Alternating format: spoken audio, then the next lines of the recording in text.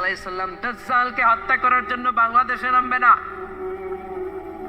দাজ্জালকে হত্যা করার জন্য সৌদি আরবেও নামবে না, মিশরেও নামবে না, ইরাকেও নামবে না, লেবাননেও নামবে না, আলজেরিয়াতেও নামবে না, তিউনিসিয়াতেও নামবে না, মরক্কোতেও নামবে না।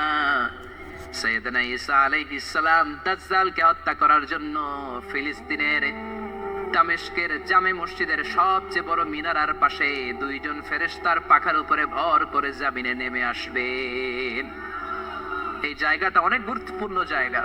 আল্লাহ বলেছেন বারাকনা হাওলা, এই পুরো এলাকাটাকে আমি বরকত দিয়ে ছেয়ে দিয়েছি। পড়েন আল্লাহু আকবার। আবার এই জায়গায় বিশাল একটা যুদ্ধ হবে। ফিলিস্তিনের একটা শহর আছে আল গুতা, এই গুতা শহরে মুসলমানদের কেন্দ্রবিন্দু হবে। কিয়ামতের আগ দিয়ে যা যা ঘটবে সব এই ফিলিস্তিনে ঘটবে। এই জন্য তিন আর জাইতুনের কসম কাটার মধ্য দিয়ে ফিলিস্তিনের কসম কেটেছে কে? এই ফিলিস্তিনের বাইতুল হাম, যেটাকে বলে বেথেলহাম, এই বেথেলহাম সিটিতে ঈসা আলাইহিস সালামের জন্ম। সুবহানাল্লাহ পড়েন। মনে থাকবে কোন শহরে? বেথেলহাম। বেথেলহাম শহরে ঈসা আলাইহিস সালামের জন্ম। তার মানে আল্লাহ ঈসা নবীর জন্মস্থানের কসম কাটলেন। এরপরে আল্লাহ বললেন ওয়াতুরে সিনিন, তুর পাহাড়ের কসম, সিনাই পর্বতের কসম। তুর পাহাড় হলো মিশরে, মিশর হলো মুসা আলাইহিস সালামের জন্মস্থান। আর ওয়াহাদাল বালাদিল আমিন, এই নিরাপদ শহরের কসম, মানে মক্কাতুল মুকাররমার কসম। মক্কা মুকাররমা কার জন্মস্থান? জোরে বলেন, আরো জোরে বলেন। বিশ্বনবীর জন্মস্থান। তিনজন বড় বড় পয়গাম্বর যেই তিন দেশে এসেছে, আল্লাহ তিনটা দেশের কসম কাটলেন। তিনটা বড় বড় শরীয়তের ধারক বাহক এই তিনজন নবী, উলুল আজমি মিনার রাসূল। এজন্য আল্লাহ বললেন ওয়াত্তিনি ওয়াজ-যাইতুনি ওয়া তুরি সিনিন ওয়া হাযাল বালাদিল আমিন। তিন আর জাইতুনের কসম, মানে ফিলিস্তিনের কসম। ওয়া তুরি সিনিন, তুর পাহাড়ের কসম, মিশরের সবচাইতে উঁচু পাহাড়, যে পাহাড়ের চূড়ার উপরে উঠে সাইয়েদনা মূসা আলাইহিস সালাম সরাসরি আল্লাহর সাথে কথা বলেছেন। ওয়া কাল্লামাল্লাহু মূসা তাকলিমা, সরাসরি, without any media, without any via, সাইয়েদনা মূসা আলাইহিস সালাম আল্লাহর সাথে কথা বলতেন। পৃথিবীতে চারটা আসমানি কিতাব সবচাইতে সেরা। এক হচ্ছে তাওরাত, দ্বিতীয়ত জাবুর, তৃতীয়ত ইনজিল, চতুর্থত কুরআন। তাওরাত আল্লাহ নাজিল করেছেন সাইয়েদনা মূসা আলাইহিস সালামের উপর, জাবুর নাজিল করেছেন দাউদ আলাইহিস সালামের উপর, ইনজিল নাজিল করেছেন ঈসা আলাইহিস সালামের উপর, আর বিশ্বনবীর উপর নাজিল করেছেন কুরআন। ঠিক কিনা? এই তাওরাতকে রব্বুল আলামিন স্বয়ং নিজ হাতে লিখে কাঠের ফলকের মধ্যে, তক্তার মধ্যে লিখে সাইয়েদনা মূসা আলাইহিস সালামকে দিয়েছে। সুবহানাল্লাহ। এটাকে আরবিতে বলে আলওয়াহ। লাউহের প্লুরাল হচ্ছে আলওয়াহ। কাঠের তক্তার মধ্যে আল্লাহ নিজে তাওরাত লিখেছেন। কিসের মধ্যে লিখছেন? কথা বলেন, শুনতেছেন? মনোযোগ আছে? কাঠের তক্তার মধ্যে তাওরাত লিখলেন।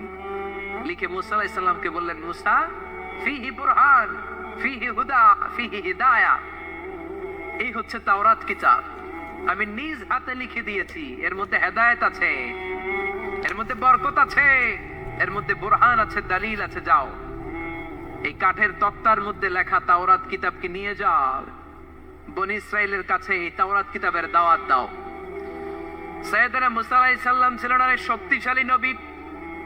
উনি ভাবলেন অল্প কয়েকটা তক্তা, কাউকে ডাকার দরকার নাই, আমার ভাই হারুন রে লাগবে না, আমি যথেষ্ট।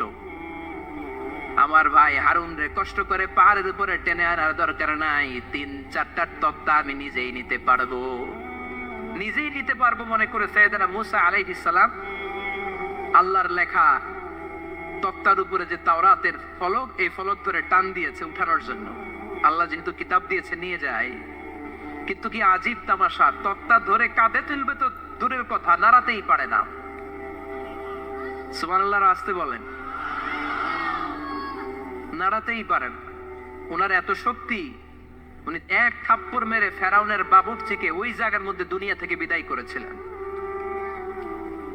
এক ধাক্কা মারলে 10 জন 10 হাত দূরে যেয়ে পড়তো। উনি রেগে গেলে ওনার মাথার চুলগুলো টুপি আর পাগড়ি ভেদ করে উপরের দিকে এরকম খাড়া হয়ে দাঁড়িয়ে যেত। স্বয়ং মালাকুল মাউতকে থাপ্পড় মেরে চোখ কানা করে দিয়েছিলেন। এর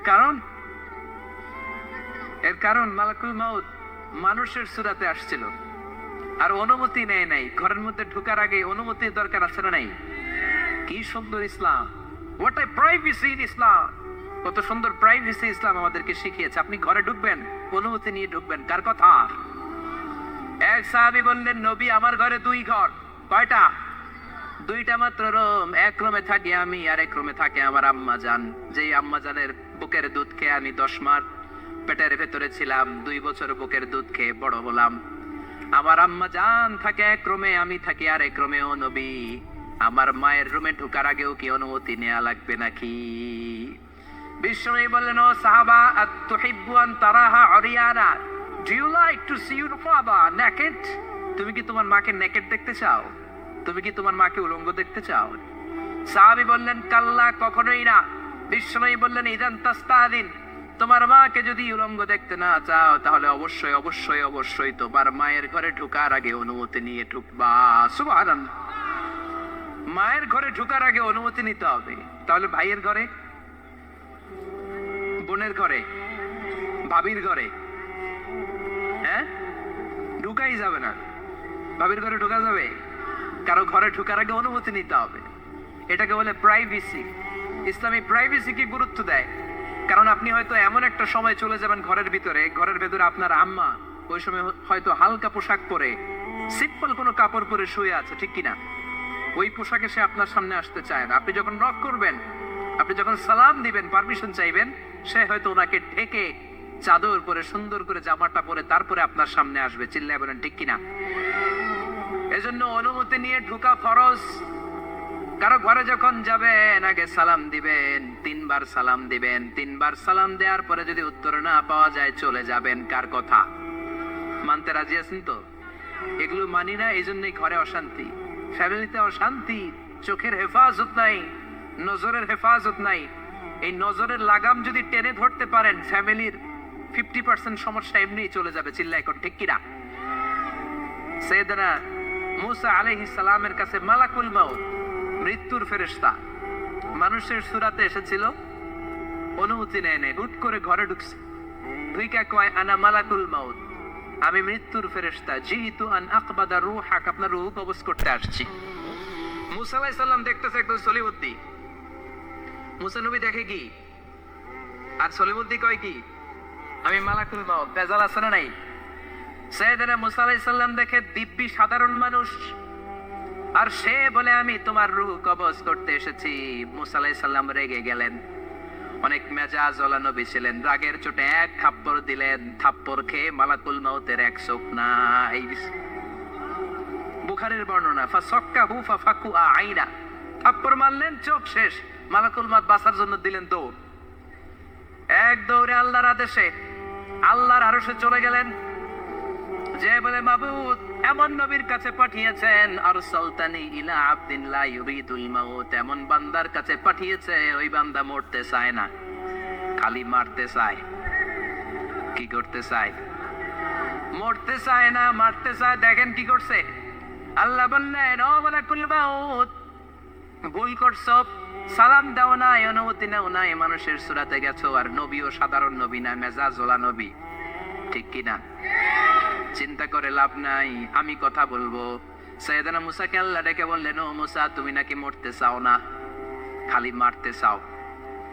সাইয়েদনা মুসা বলেন, না মাবুদ, আমি তো চিনি নাই, এটা যে মালাকুল মাউত, আমি তো চিনি নাই, চিনলে তো তার গায়ে আমি হাত তোলার সাহস করতাম না।